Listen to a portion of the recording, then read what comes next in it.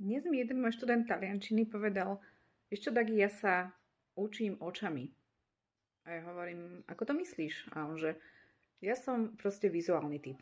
Ja na to, aby som si pamätal niečo, potrebujem obrázky.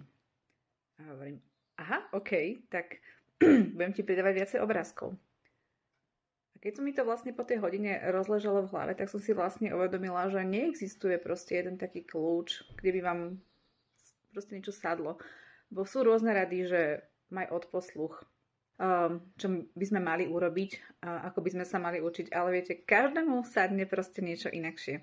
Každý sme jedinečný, každý sme v poriadku taký, aký sme a každý si naozaj musí nájsť tú svoju stratégiu a ten svoj spôsob, ako sa vlastne bude ten cudzí jazyk učiť. A práve to si ja veľmi vážim na tých mojich študentoch, že im môžem, keďže ja prevažne učím individuálne, že im môžem vlastne tie hodiny personalizovať a môžem im vlastne každému tomu študentovi prinášať v podstate taký jedinečný obsah, aby proste si oni vlastne našli to svoje a išli tým svojim tempom, tým svojím spôsobom a hlavne tak, aby to bolo v súlade s nimi a s ich jedinečnosťou a tým, že sú perfektní takí, akí sú.